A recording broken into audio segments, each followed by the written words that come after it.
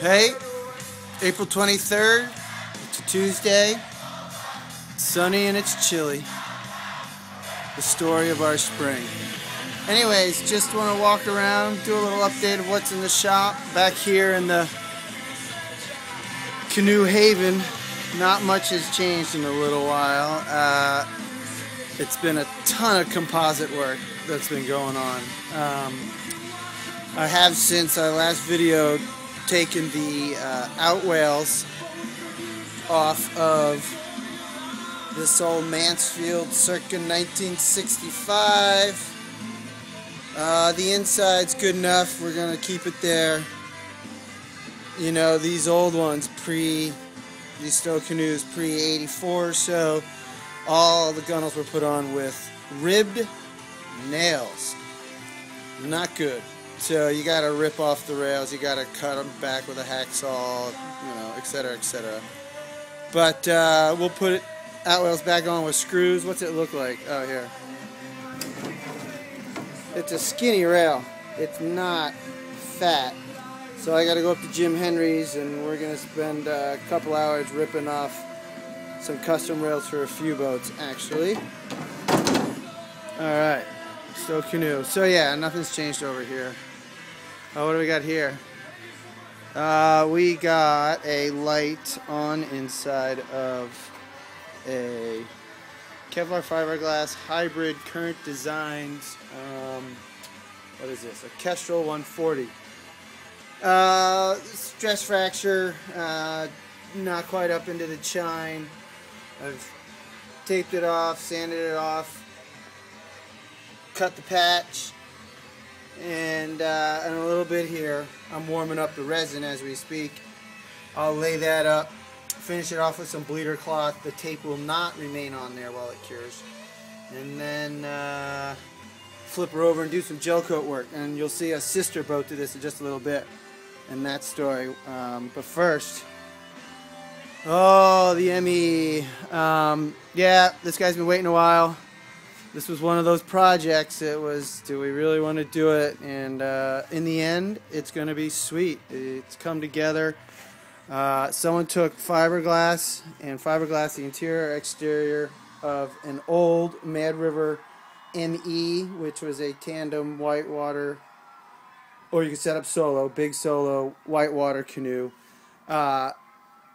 The vinyl skin on the inside's been painted green. A lot of it's flaked off. You know, it really doesn't bond that well unless it's Royalex paint. And I couldn't guarantee foam saddles would hang on. And that really it would be a wise idea, because that's a high torque application. You need structural adhesive in. I wouldn't have too much confidence that the whole thing would bond. Of course, I could sand and strip all the green. But anyways, what we went with was, yeah, and there's delaminated. Look at that, my thumb going right in. Delaminated vinyl off the bottom, you know, from the ABS core. Anyway, but the fiberglass on the outside made this thing bomber again. It weighs like a mother, but woo, it'll go. So we put in kneeling thwarts, 2 whitewater kneeling thwarts. They're contoured. See if you can see the contour. I put in flat knee pads, keeping it simple. Not going to totally trick this out. The guy wants to see if he can, if his wife gets an adrenaline rush and gets excited and wants to do some more whitewater canoeing. This guy grew up in a major canoe, whitewater, tripping, you name it, kind of family. His dad is actually a frequent customer here because he has lots of old boats. So after, I guess I just got the thigh pads, and I'm going to, you can't see those. I got to install D-rings, which is going to be a challenge.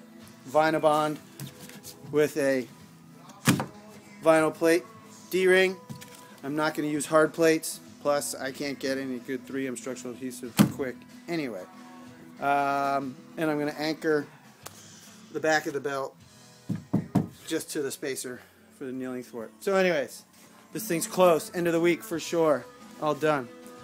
Nothing big. Talked about that the last time. 18.5 foot Mad River Camp Cruiser.